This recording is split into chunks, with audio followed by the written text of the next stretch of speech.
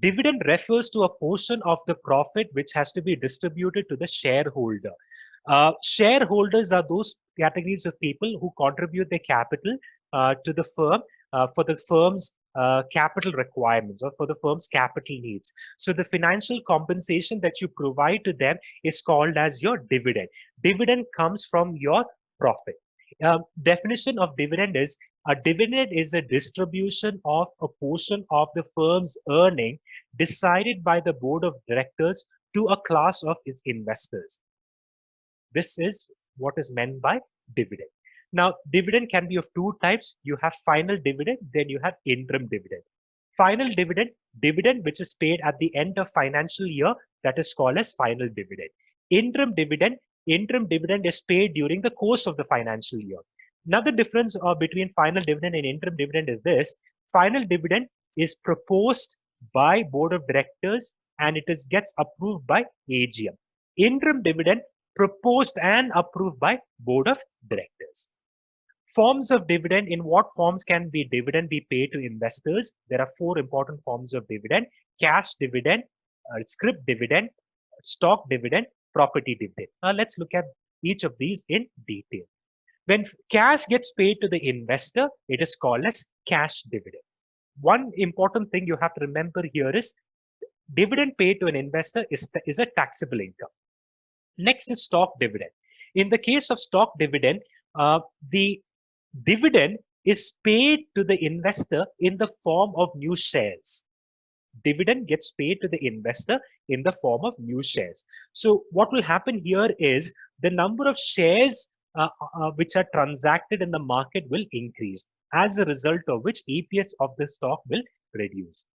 Next is scrip dividend. Scrip dividend, an option is provided to the investor to decide on what is the form, in what form does he want the dividend. Okay, here an option is given, an option is provided to the investor in what form does he want the dividend. One difference between cash dividend and stock dividend is that makes scrip dividend different from these two is that scrip dividend, the investor is given a choice. In the case of the other two, no choice, it gets decided by the board of directors. Next is property dividend. In the case of property dividend, property is paid to the investor as dividend. Okay, property is paid to the investor as dividend. Then we have the dividend policies. These are approaches adopted by the board of directors to pay out dividend to the investor. There are 5 important approaches. Residual dividend.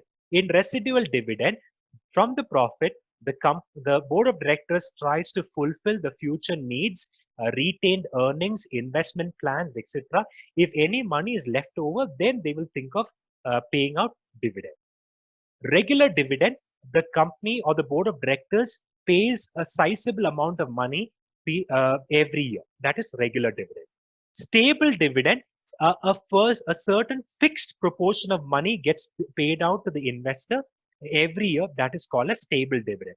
A difference between regular dividend and stable dividend: stable dividend is based on a proportion, it's based on a percentage.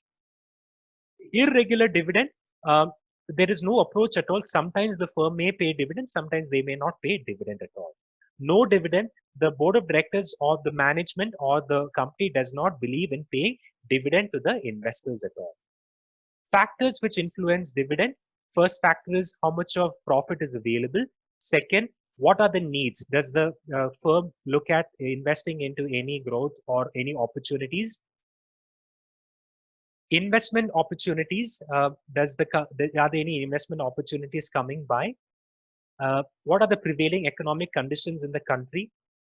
Nature and size of the firm. Some firms, especially IT companies, they have a periodical practice of paying out dividend to the investors. So almost all the investors of IT companies, they would be anticipating profit dividend to be paid out to them. Then again, depending on the size of the company, if you're a larger company, you may be demanding more dividend. If you're a small company, you may be expecting less dividend. Stability of earning, how stable are your profit levels? Access to capital market, are you looking forward in carrying out any new issues, fresh issues of shares? Are you planning to go for an FPO? Depending on these sentiments, you will decide. tax implication, you have to remember dividend is taxable for the investor, so you don't want to burden him too much by in terms of paying taxes. So depending on that, you take a stand. Then finally, requirements of shareholders. What are the sentiments of your shareholders? Depending on that, you take a stand. That is what is meant by requirements of shareholders.